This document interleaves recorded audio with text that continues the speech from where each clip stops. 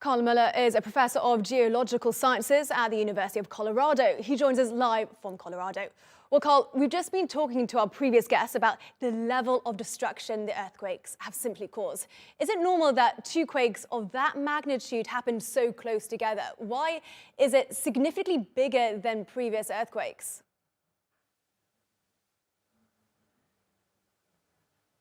Well, these are difficult to predict. I think the consensus among the seismological community is that the second quake is what's called a triggered earthquake, where it was close to failure. You had the initial 7.8 main shock, and then it increased the stress on a nearby fault and created a separate earthquake, which with its own separate aftershock sequence. So it just has to do with how close faults are together and how close they are to failure. Well, this actually happened on the East Anatolian fault. So there are quite a lot of questions now if this could actually affect the Northern Anatolian fault, on which, of course, Istanbul lies. This is the biggest city in Europe. It stands at around 18 million people. It raises a lot of fear among people. Could it actually trigger yet another fault line?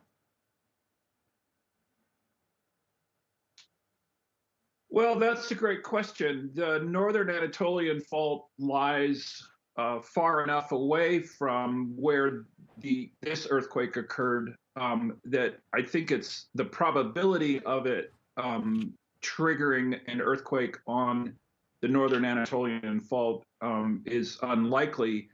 The challenge you face, though, with the Northern Anatolian fault is that it has been basically falling over like a series of dominoes where individual fault segments have a tendency to trigger the one next to them. And the concern is that the next segment to go would be under the Sea of Marmara near Istanbul. But we can't, that's very difficult to forecast.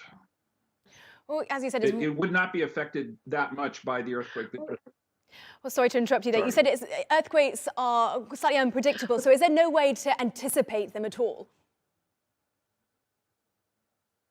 Not at all, unfortunately. It's very frustrating.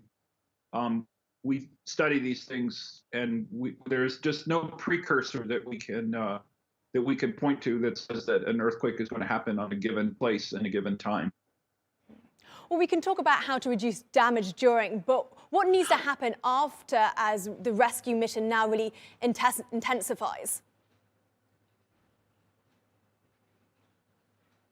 Oh, that's more of a question for someone in the social sciences than a geologist, but obviously Turkey is working very hard to save any potential survivors in buildings. You have the whole country is mobilized to try and provide relief, and it's great that other countries have stepped in to support it as well. Yes, as you said, that support network is there. But for now, Karl Mueller, thank you for joining.